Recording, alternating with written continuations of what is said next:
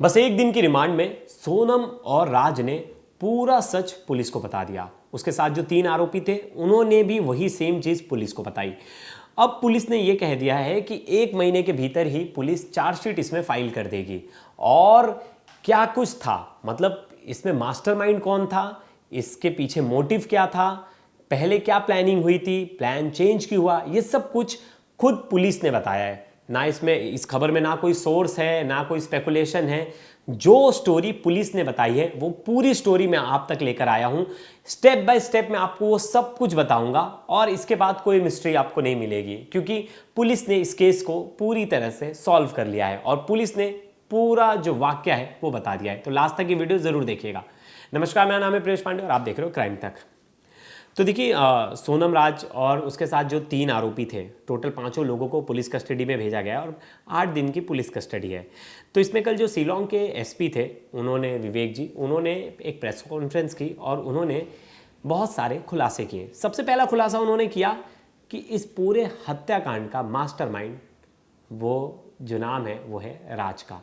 क्योंकि कल तक हम लोग बहुत स्पेकुलेट कर रहे थे कि मोस्ट प्रोबेबली ये नाम सोनम का होगा, फिर कुछ लोग बोल रहे थे राज का होगा, और सब अलग अलग तरह के स्पेकुलेशन चल रहे थे। लेकिन जो मास्टरमाइंड बताया गया है वो राज को बताया गया और राज ने भी ये चीज़ एक्सेप्ट की है और सोनम ने भी बताया और बाकी तीनों आरोपियों ने भी सेम बयान दिए हैं। तो एक चीज़ तो क्लियर हो गई, इस पूरे हत्याकांड का मास्टरमाइंड राज है, जो कि एसपी विवेक ने बताया। और सभी आरोपियों ने अपना जुर्म कबूल किया है। वैसे देखिए, कोर्ट में तो ये जुर्म जो कबूलनामा है ये मैटर नहीं करता, बहुत बार आरोपी बदल पलट जाते हैं, लेकिन ये जो कबूल करते हैं उसके हिसाब से अगर एविडेंस होंगे तो वो पुलिस के लिए, सबूत के लिए बहुत स्ट्रांग होते हैं। अब जो देखिए, पूरी प्लानिंग शुरू कहाँ से हुई, ये पूरी प्लानिंग की शुरुआत होती है फरवरी से। देखिए, मई में इनकी शादी हुई, फरवरी से पूरी प्लानिंग शुरू होती है। शादी के 11 दिन पहले हत्या की साजिश का प्लान बना था। मतलब जो ये राज और सोनम ने जो प्लान किया था वो बस केवल 11 दिन पहले। और इस प्लान में शामिल थे राजा के 3 दोस्त। एक जो आकाश है वो राजा का चचेरा भाई है। आपने देखा होगा कि राजा की बहन बोल रही थी वो तो मेरा आकाश तो मेरे भाई जैसे भैया है, उनमें तो मैं राखी बांधती हूँ, तो वो चचेरा भाई था। अब जो पुलिस ने सबसे मतलब अहम खुलासा किया वो ये कि इसके लिए कोई सुपारी दी ही नहीं गई थी। मतलब राज के तरफ से कोई सुपारी किलर हायर नहीं किए गए थे, ये सब उसके दोस्त थे और आकाश उसका खुद चचेरा भाई था। तो दोस्ती यारी में जो दोस्त हैं वो क्राइम करने पे उतारे हो गए और अपने दोस्त की मदद करने के लिए उन्होंने मर्डर करने का प्लान कर लिया। ये सबसे शॉकिंग फैक्ट था। मैंने ऐसे, वैसा ये पहला केस नहीं है जिसमें मैंने ऐसा देखा हो कि किसी दोस्त ने दोस्त की मदद करने के लिए किसी का मर्डर कर दिया। लड़के ऐसे बहुत सारे केसेस में करते हैं, लेकिन आपने कभी लड़कियों का ऐसा कोई केस नहीं देखा हो कि किसी लड़की ने अपनी दोस्त की मदद करने के लिए किसी का मर्डर कर दिया हो। तो ऐसा बड़ा रेयर केसेस है, बहुत रेयर, आपको मिलेगा ही नहीं। लेकिन लड़कों के तो मैंने देख लिया, अभी हाल फिलहाल में 4-5वां केस है। तो ये केस भी ऐसा ही था, इसमें कोई सुपारी नहीं दी गई थी, जो कि पुलिस की तरफ से बता दिया गया है। अब इसके बाद आता है कि फरवरी में इनका प्लान था कि सोनम जो है वो अचानक से गायब हो जाएगी और ऐसा दिखा दिया जाएगा कि ये पानी में डूब गई और उसकी डेड बॉडी बह के कहीं चली गई और वो मिली नहीं। लेकिन ये प्लान फेल हो गया। तो इस प्लान पे सोनम और राज वर्क नहीं कर पाए, तो पहला प्लान फेल। दूसरा प्लान था कि एक औरत को मार के और उसकी डेड बॉडी को जला देंगे और ऐसा दिखाएंगे कि ये सोनम की डेड बॉडी है और सोनम अब इस दुनिया में नहीं रही। लेकिन ये भी प्लान सक्सेस नहीं हो पाया। अब तब तक सोनम की शादी हो गई। ये सब प्लान कर ही रहे थे, राज कुछ ना कुछ आइडियाज़ ढूंढ रहा था, सोनम भी उस आइडियाज़ पे बात कर रही थी, लेकिन कुछ प्लान वर्कआउट नहीं हुआ। इसी बीच सोनम की शादी का डेट फिक्स हो गया और सोनम की शादी हो गई। तो इन्होंने बोला कि 11 दिन पहले से ये प्लानिंग तो कर रहे थे, फिर इन्होंने बोला कि नहीं, अब हमें जो है जो मेन प्लान करना है वो है इसके पति को मारने का। अब ये कामाख्या दर्शन के लिए गए, अब ये सब चीज़ें हो रहा था। तो उसके बीच जो है तीनों आरोपी हैं वो 19 तारीख को गुवाहाटी पहुंच गए। इनका प्लान था कि गुवाहाटी में ही राजा की हत्या करनी है, लेकिन ये जब नहीं हो पाया तो फिर सोनम ने प्लान बनाया कि वहाँ से सोहरा जाएंगे, मतलब मेघालय जाएंगे, शिलोंग में जो सोहरा जगह है, सोहरा हिल्स, वो देखने जाएंगे। वो भी पहाड़ी और सुनसान इलाका है। इसने गूगल पे कहीं सर्च किया था इन लोगों ने कि ऐसे कौन कौन से शांत और ऐसे इलाके हैं जहाँ बड़े कम टूरिस्ट जाते हैं, जहाँ घना जंगल है। तो उन सब की लिस्ट निकाली गई और उसमें उसे मिला सोहरा। अभी सोहरा जाने का प्लान किया, फिर आरोपी भी उसके साथ पहुँच जाते उसके पीछे पीछे। अब आपको पूरी स्टोरी पता ही है, नोंगरियांड गए, उसके पीछे ही आरोपी भी गए। अब ये क्या होता है कि पहले तो मैंने आपको बताया कि पहले प्लान था कि सेल्फी लेने के बहाने से जो राजा सॉरी, उसे धक्का देना है और ये केस ऐसा दिखाना है कि वो सेल्फी ले रहा था और वो उसका पैर फिसला और वो गिर के उसकी मौत हो गई। लेकिन ये कहीं भी ना पॉसिबल नहीं हो पाया, क्योंकि हर जगह कहीं ना कहीं उन्हें लोग मिल जाते, कहीं ना कहीं राजा वैसे पॉइंट पे जाता नहीं, तो और कहीं ना कहीं ये जो बाकी 3 आरोपी थे आगे पीछे रह जाते, तो इनका ये प्लान फेल हो गया। अब इसमें ये बहुत ज़्यादा टेंशन में आ गई कि अरे यार, अगर यहाँ से भी हम रिटर्न चले गए तो फिर हम वापस इंदौर चले जाएंगे घूमते घूमते, फिर तो हमें चांस मिल ही नहीं पाएगा इसे मारने का। फिर ये वेस्ट डैम के पास जाते हैं। आपको पता होगा नौंगरियाड में जहाँ से ये गए थे वेस्ट डैम, तो वहाँ पार्किंग लॉट में एक टॉयलेट था। तो जब राजा उस टॉयलेट में गया तभी सोनम ने इशारा कर दिया आरोपियों को। फिर आरोपी वहाँ पहुँचे और उन्होंने उसकी हत्या कर दी, और उसके बाद सोनम की हेल्प के साथ वो उस डेड बॉडी को उन्होंने खाई में फेंक दिया। अब ये सब कुछ हो रहा था और ये समय हो रहा था 2:02 के बीच में। इन्होंने 18 मिनट के बीच में इसका मर्डर कर दिया और जो डेड बॉडी है उसे फेंक दिया। अब इन्हें लगा कि चलो ठीक है, अब तो हत्या कर दी है, अब यहाँ से छुप के जाना भी था। तो सोनम ने जो रेनकोट पहना था वो उसने आकाश को दे दिया, जो आकाश जिसने सबसे पहला हमला किया था उस पे, राजा पे। और आकाश ही जो राज है उसका भाई है, चचेरा, और उस पर खून के धब्बे लगे थे। जब ये आरोपी वेस्ट डैम से निकले तो ये लोग एक स्कूटी पे सोनम ने खुद चलाई और उसके पीछे आकाश बैठा था, और ये लोग एवी पॉइंट पहुंचे, जो वहाँ एक पॉइंट था, वहाँ आकाश स्कूटी से उतर गया और रेनकोट फेंक दिया। जो सोनम का रेनकोट था उस रेनकोट को उसने फेंक दिया। आकाश ने फिर स्कूटी ली, सोनम पीछे बैठी। अब देखिए, अब आकाश आगे आ गया स्कूटी पे। आनंद ने दूसरी स्कूटी चलाई जिस पर राजा और सोनम पहले ही बैठे थे। जो राजा वाली स्कूटी थी उस पर वो स्कूटी आनंद ने चलाई।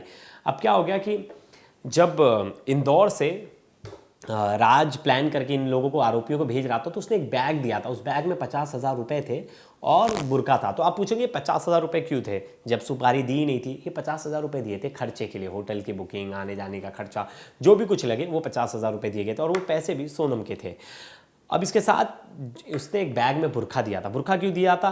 कि उसे शक था कि समझिए पहाड़ी इलाके में तो कोई नहीं पहचानेगा, लेकिन वो जब स्कूटी से निकलेगी, पुलिस अगर ढूंढने की कोशिश करेगी तो कहीं ना कहीं सीसीटीवी में अगर सोनम दिख गई तो पुलिस को शक होगा और फिर पकड़ाना बहुत ही ईजी है। अब इस बीच जो है सोनम, वो आकाश उसे वो निकाल कर देता है बुरखा, और वो बुरखा पहनती है और बुरखा पहनकर वो निकल जाते हैं। अब देखिए ये सब कुछ हो जाता है, ये भी पॉइंट पे सब मिल भी जाते हैं। अब इसके बाद आता है कि वो टैक्सी से, अब पूरा प्लान हो जाता है। आपको मैंने बताया था 23 तारीख को वो पहुंचते हैं, अकेले पहुंचती है जो गेस्ट हाउस है और जो होम स्टे होता है वहाँ, और वहाँ से उसकी जो वहाँ का ओनर होता है वो बोलता है कि ये आई थी, अपना बैग भी छोड़ के चली गई थी जिसमें मंगलसूत्र और अंगूठी थी, और दूसरी चीज़ थी कि ये खाना खाई थी और घर पे झूठ बोला था इसने कि मैं खाना नहीं खाई हूँ। तो ये सब सबूत तो इकट्ठा हो रहे थे, लेकिन उसके बाद हुआ क्या, पुलिस ने अब सब कुछ बताया है। ये वहाँ से पहुँची और ये निकली वहाँ से, और ये टैक्सी से गुवाहाटी पहुँची, वापस आसाम। मैंने पहली वीडियो में ये बात बताई थी, सबसे पहले जब मैंने वीडियो बताया था तब मैंने ये रूट बताया था। बुरका पहना, जो विशाल नामक आरोपी था, राज के कहने पर दिया था। फिर शुरू हुआ फरारी का सिलसिला। अब यहाँ से फरारी का सिलसिला शुरू हो गया। पहले गुवाहाटी से सिल्लीगुड़ी गई, वेस्ट बंगाल बस से, फिर सिल्लीगुड़ी से पटना गई, पटना से आरा गई, आरा से लखनऊ, और लखनऊ से इंदौर गई। ये कितने तारीख को पहुंची पता है आपको इंदौर? 25, और 26 से लेके 8 जून तक ये इंदौर में ही छुपी रही। मतलब ये देखिए कितनी हैरान करने वाली बात थी कि इतने दिन तक इसे इतना ज़्यादा कॉन्फिडेंस था कि मैं इतने दिन यहाँ रह जाऊँगी और कोई मुझे ढूंढ भी नहीं पाएगा। तो 26 से 8 तारीख तक ये इंदौर में ही रही। फिर आपको याद होगा, फिर एक मीडिया में गाइड की बात चली थी। गाइड ने कहा था कि 3 लोग थे सोनम के साथ, और उसके साथ उसका वो जो पति है राजा, वो नहीं था। ये चीज़ जो राज है उसने टीवी पे देख ली और मीडिया में देख ली। इसके बाद यहाँ से वो फैसला लेता है कि बोलता है कि तुम अब यहाँ से निकलो, अगर तुम यहाँ रुकी तो फंस जाओगी और तुम तुरंत इंदौर छोड़ दो। इसी बीच राजा को ये भी खबर मिल जाती है कि उसकी 2 जो आरोपी हैं, जो दोस्त हैं, उन तक पुलिस पहुँच गई है। फिर ये जल्दी से बोलता है तुम वापस से गाज़ीपुर जाओ, मतलब वापस से क्या, मतलब गाज़ीपुर जाओ। ये गाज़ीपुर जाती है और यहाँ से इसको वो 8 जून को इंदौर से मतलब जो इंदौर में जो टीम आ रही थी, इन दोनों को भेज देते पुलिस पकड़ने के लिए। मतलब इंदौर में आसाम पुलिस आ गई है एक तरह से। अब ये वहाँ से उसे रवाना कर देता है। रवाना जब कर देता है तो ये उसे कहता है फ़ोन करके, इसको पता चल जाता है कि पुलिस कहीं ना कहीं इसे भी ट्रेस कर ली और इस तक पहुँच जाएगी। तो ये क्या करता है, ये बोलता है कि अब तुम जहाँ हो वहीं से सरेंडर कर दो और बोलो कि आपको किडनैप कर लिया था, और एक फेक कहानी बताओ कि आपको किडनैप कर लिया था, अब आपको यहाँ लाकर आरोपियों ने छोड़ दिया है, और इस तरह की कहानी बनाकर पुलिस के सरेंडर हो जाओ। लेकिन जब तक पुलिस वो सरेंडर होती तब तक पुलिस ने राज को भी पकड़ लिया था। और वहाँ सोनम जो है, सोनम तो पूरी कहानी घर पे झूठ बोलती है कि किडनैप किया था, मैं किसी तरह बच गई, और पीड़ित बनने का उसने नाटक किया। अब फिर पुलिस ने उसे पकड़ लिया और फिर धीरे धीरे आपको पता ही है आगे का क्या प्रोसेस हुआ, किस तरह मीडिया में क्या कुछ दिखा, घर वालों की फुटेज दिखी। लेकिन इन सब चीज़ में एक चीज़ थी जो सबसे मेन चीज़ था कि इस मामले में कोई सुपारी नहीं दी गई थी। जो स्टार्टिंग से सुपारी किलर वाला जो सिस्टम चल रहा था, सुपारी नहीं दी गई थी। जो 60,000 रुपये दिए गए थे वो खर्चे के लिए दिए गए थे, और पुलिस और इसमें फाइनेंशियल एंगल तलाश रही है, वो एंगल हो सकता है। लेकिन इसमें एक एंगल तो फिक्स है, ये लव एंगल है, और राज ही जो है वो इसका मास्टरमाइंड है। और आपको पता होगा आरोपी अलग अलग जगह राजा को मार कर उससे पीछे छुड़ाना चाहते थे। मतलब जो मेन जो था राज और सोनम जो मुख्य आरोपी माने गए हैं, वो लोग राजा से बस पीछा छुड़ाना चाहते थे। इन्होंने अपने घर पे बताया था कि नहीं, अब इसकी भी पुलिस और गहनता से पूछताछ करे, क्योंकि अभी फिलहाल सोनम ने इस पर कुछ भी नहीं कहा है। तो आज जो इन्वेस्टिगेशन होगी, आज दूसरा दिन है, आज दूसरे दिन की जो इन्वेस्टिगेशन होगी उसमें ये और इन्फॉर्मेशन निकल कर सामने आएगी। और देखिए लास्ट को ठिकाना, आपको पता है पहले, इससे पहले गुवाहाटी में मर्डर करना चाहते थे, लेकिन गुवाहाटी में इनके पास कोई जगह नहीं मिली। इसके बाद नोंगरेआंट में लास्ट ठिकाने के लिए कोई जगह नहीं मिली, इसलिए मालखोट भी नहीं गए ये लोग। फिर वेस्टडोंग में गए थे, जहाँ इन्होंने लास्ट में जो टॉयलेट के पास सुनसान इलाका दिखा तो वहाँ जाके हत्या की। मतलब 3 बार हत्या की प्लानिंग हुई, लेकिन चौथे बार में जाके सक्सेस हुआ। जितेंद्र के बारे में आपने सुना होगा, मीडिया में जितेंद्र का नाम बहुत आ रहा है सामने। जितेंद्र भी उसी कंपनी में काम करता था, वहीं का एम्प्लॉय था, लेकिन जितेंद्र को लेकर अभी कोई खासा जानकारी पुलिस के पास अभी तक कोई नहीं आई है। और कोई चौथे आरोपी का कोई इसमें एंगल भी अभी तक, मतलब सॉरी, छठवें आरोपी का कोई एंगल भी सामने नहीं आया है। तो पुलिस उसमें और इन्वेस्टिगेट कर रही, धीरे धीरे छोटी छोटी चीज़ें निकलेंगी। अब जो एक और चीज़ निकल कर आई है, परिवार का प्रेशर था सोनम पे शादी का। ये पता नहीं कि सोनम ने अपने परिवार को बताया था कि नहीं राज के बारे में, लेकिन एक चीज़ तो था कि सोनम के घर वाले चाहते थे कि उसकी कैसे भी राजा से शादी हो जाए। अभी इसको लेकर सोनम जो पूरे हत्याकांड में वो राजा की पार्टनर थी, पार्टनर इन क्राइम, और इन लोग ने कोई रेकी ही नहीं की थी। जो पहले आ रहा था ना कि ये रेकी करने आए थे शादी से बहुत पहले, बस इन्होंने गूगल पे ही जो देखा था, यूट्यूब पे जो वीडियो देखी थी, उसी के बिना पर, और कहीं भी इन्होंने सोचा था पहाड़ी में कहीं भी धक्का मार देंगे। बहुत सारे पॉइंट है, तो ये उनका सक्सेस नहीं हुआ प्लान, तब उन्होंने मर्डर का प्लान तैयार किया।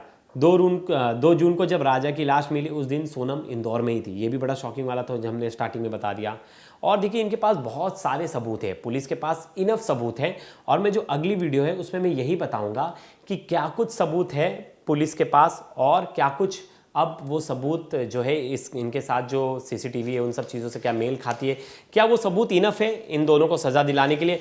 और अगर मास्टरमाइंड चेंज हो गया है तो सज़ा किसको मिलेगी, बड़ी सज़ा किसको मिलेगी। आप पूछोगे बड़ी सज़ा छोटी सज़ा क्या होती है। देखिए बहुत बार ऐसा केस होता है, जो मेन कल्प्रिट होता है उसे उम्र कैद, फांसी तक की सज़ा मिल जाती है, लेकिन जो बाकी हेल्पिंग हैंड्स होती है उन्हें 5 साल 6 साल 7 साल तक की सज़ा तक मिल जाती है हाई कोर्ट में जब वो जाते हैं।